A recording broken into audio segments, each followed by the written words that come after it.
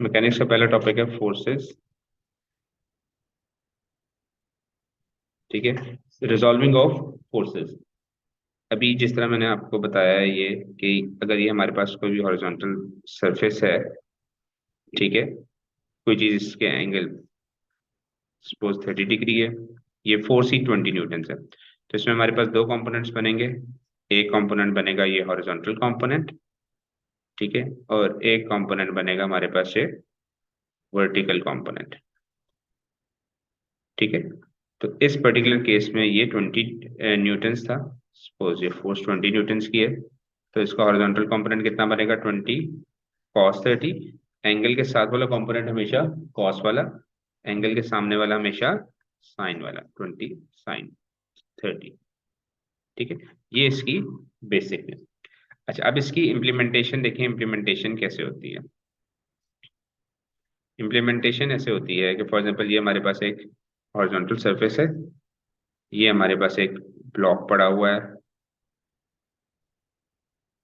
ठीक है, सपोज ये ब्लॉक है, सपोज ये ब्लॉक है 30 kg का।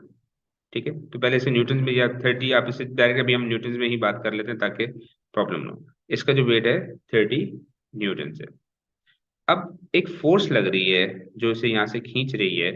ठीक है, ये फोर्स है जो इसे इस एंगल पे खींच रही है। ठीक है, अब ये हमने बताना है कि ये सपोज ये फोर्स है 20 डिग्री, 20 डिग्री के एंगल पे। ये फोर्स हमारे पास है सपोज 10 न्यूटन्स की। ठीक। अच्छा, अब ये 10 न्यूटन्स की फोर्स है। सबसे पहली चीज हम ये चेक करेंगे इसमें कि क्या ये ब्लॉक जो है अपनी सरफेस को छोड़ तो नहीं रहा। ठीक है, कि ऊपर की तरफ ना जाए। ठीक है, अब ये जो फोर्स है आपकी, ये वाली फोर्स, ये फोर्स जो है ये इसमें दो काम करेगी। एक इसे ऊपर की तरफ खींचेगी, एक टूवर्ड्स राइट खींचेगी। ठीक है, तो इसके दोनों के कंपोनेंट्स बना लें आप। ठीक है, एक कंपोनेंट बनेगा ये वाला हॉरिजॉन्टल कंपोनेंट। ठीक है, और एक बनेगा ये वर्टिकल कंपोनेंट। ठीक, वर्टिकल कंपोनेंट कितना है 10 sin 20 डिग्री, हॉरिजॉन्टल कंपोनेंट कितना हो गया 10 cos 20 डिग्री। एक बच्चा प्लीज कैलकुलेटर पे देखे, कैलकुलेट करें, 10 sin 20 करें कितना आता है।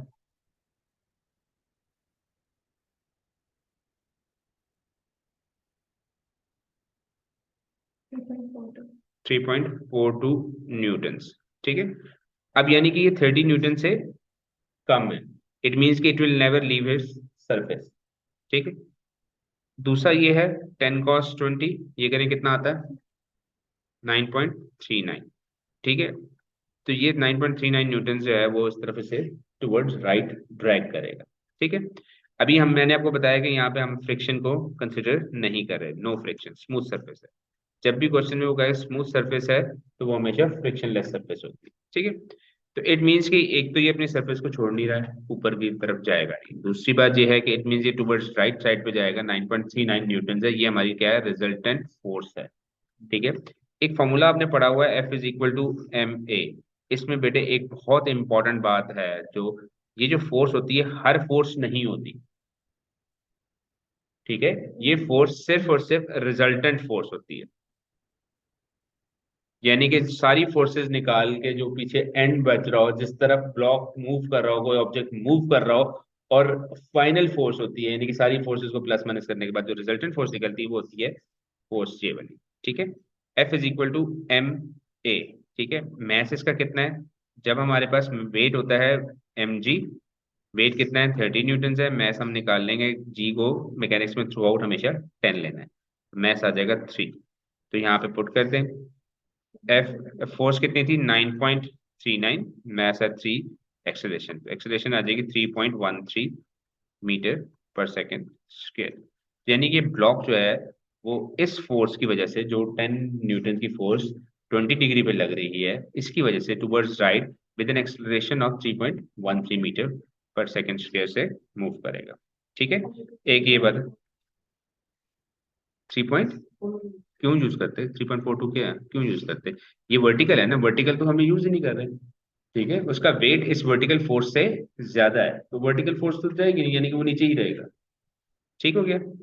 अगर ये वो हम केस बाद में वर्टिकल मोशन में आएगा कि जब ये वाली फोर्स जो है वो इस वाली मतलब वेट से ज्यादा बढ़ जाती है तो फिर उसको वर्टिकल मोशन होता है, वो फिर वो बात की बात है, उसे कैसे डिस्कस करना है उसमें डिफरेंट टाइप ऑफ क्वेश्चन आते हैं। ठीक है।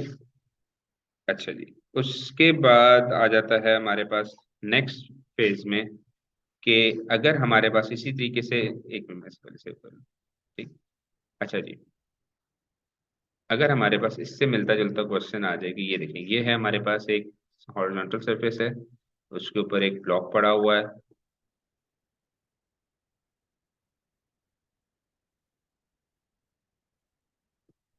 ठीक है। अच्छा, अब हमारे पास यहाँ पे दो फोर्सेस लग रही हैं। एक फोर्स लग रही है ये। ठीक है। ये है 30 न्यूटन्स की force at an angle of 20 degrees. ठीक है। हॉरिजॉन्टल से ये 20 डिग्रीज पे। और एक ये मैं ब्लू से मार्क कर रहा हूँ, ये वाली फोर्स जो है ये 50 न्यूटन्स की है। ठीक है। 50 न्यूटन्स की फोर्स है at an angle of 35 degrees. ठीक है। जो ब्लॉक का वेट है, ब्लॉक का वेट हम ले लेते हैं इस टाइम पे 40 न्यूटन्स। ठीक है। या आप इसे बल्कि ज्यादा ही ले लें, अभी 100 न्यूटन्स ले लेते हैं। ठीक। अच्छा, अब आपने ना दोनों फोर्सेस को सबसे पहले क्या करेंगे, जिसमें हाँ रिजॉल्विंग द फोर्सेस करेंगे। ठीक है। इसका ये वाला कंपोनेंट बनेगा और ये वाला कंपोनेंट। इसका हॉरिजॉन्टल कंपोनेंट कितना बनेगा, 50 cos 35, और कितना बनेगा 50 sin 35। ठीक है। इसी तरीके से इसका क्या बनेगा हमारे पास, 30 cos 20, और ये कितना बनेगा 30 sin 20। ठीक है। ये दोनों कंपोनेंट्स बन जाएंगे। इसकी वैल्यूज जल्दी से बताएं फातिमा। 50 sin 35, 28.7 न्यूटन जी। 50 cos 35 की 40.95। इसका 30 cos 20 जी जी 10.26, और 30 cos 20 28.19 या 2 न्यूटन। ठीक है। अच्छा जी, अब ये देखें कि अगेन इसका वेट कितना है, 100 न्यूटन है। यहाँ पे टोटल अपवर्ड फोर्स कितनी लग रही है, 28 प्लस 10.26, डेफिनेटली 100 से कम है। तो इट मीन्स कि ये ऊपर नहीं जाएगा। अब ये मूव करेगा हॉरिजॉन्टली अगर करेगा। ठीक है। अच्छा, अब हॉरिजॉन्टल में देखें क्या है, टूवर्ड्स राइट है 2.8 28.2 न्यूटन, टूवर्ड्स लेफ्ट है 40.95 न्यूटन। तो किस तरफ ज्यादा है, हाँ जी लेफ्ट साइड पे ज्यादा है, it will move to left side पे जाएगा। कितना जाएगा, 40.95 माइनस 28.2 न्यूटन, कितना आ जाता है बेटे, 12.75। तो ये हमारे पास रिजल्टेंट फोर्स आ गई इसकी 12.75 न्यूटन। तो जी माइनस किया ना बेटे, देखिए एक राइट साइड पे जा रही है, एक लेफ्ट साइड पे जा रही है। तो बेटे अगर दोनों एक साइड पे होंगी तो तब ऐड होंगी ना। ठीक है। देखिए अगर हम किसी चेयर को एक दो बंदे एक ही साइड पे खींचते हैं तो वो उसी तरफ जाएगी, लेकिन अगर एक लेफ्ट से खींच रहा है एक राइट से खींच रहा है तो डेफिनेटली जो ताकतवर होगा वो उसे खींच लेगा, क्योंकि उसके पास ज्यादा फोर्स होगी। ठीक है।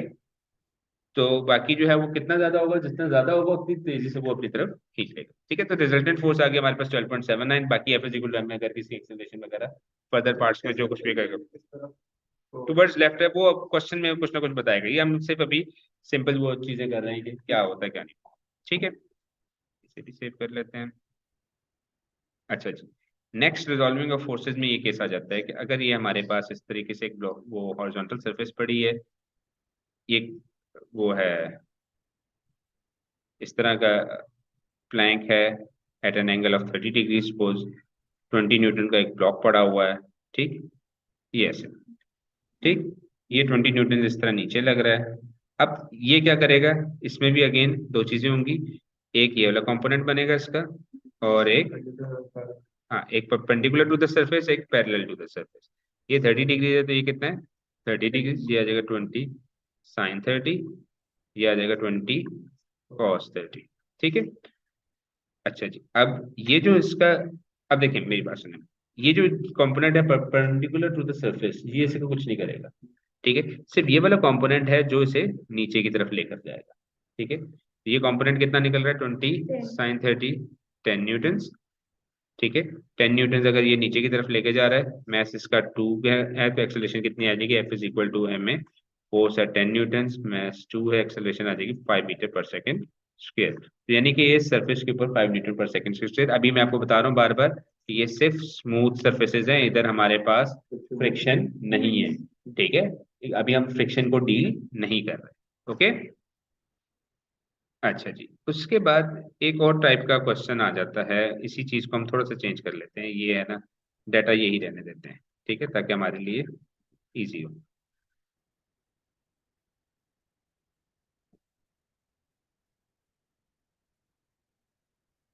अच्छा, अगर वो ये कहता है, इसी क्वेश्चन को थोड़ा सा ट्विस्ट कर देते हैं हम, और वो ये कहता है कि एक और फोर्स लग रही है P न्यूटन्स की, P न्यूटन्स की, और वो कहता है this is at equilibrium, this is at equilibrium. Equilibrium का मतलब ये होता है कि इट इज नॉट मूविंग, या it is moving with the constant speed. It means कि नेट फोर्स जो जो कुछ भी है, नेट फोर्स जो है, नेट फोर्स जो है वो जीरो है। ठीक है, तो ये यानी कि किसी तरफ नहीं जाना। अच्छा जी, ये आ गया 20 cos 30। ये नीचे इसका वो परपेंडिकुलर था, इसका कोई ताल्लुक नहीं होगा, क्योंकि जितनी ये फोर्स होगी उतनी रिएक्शन होगा, ये तो वैसे कैंसिल हो जाता है।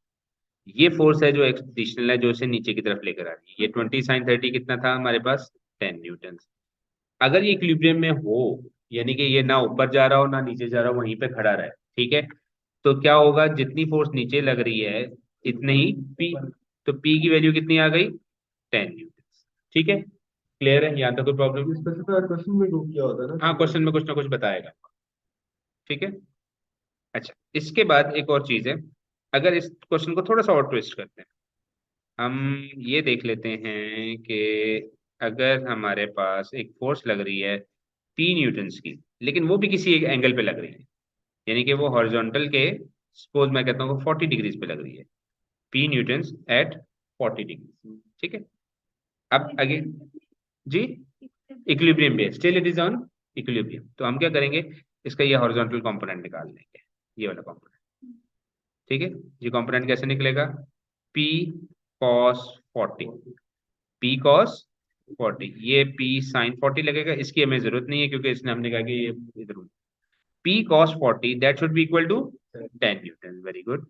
P cos 40 that should be equal to 10 newton, तो P की वैल्यू कितनी आ जाएगी, 10/cos 40।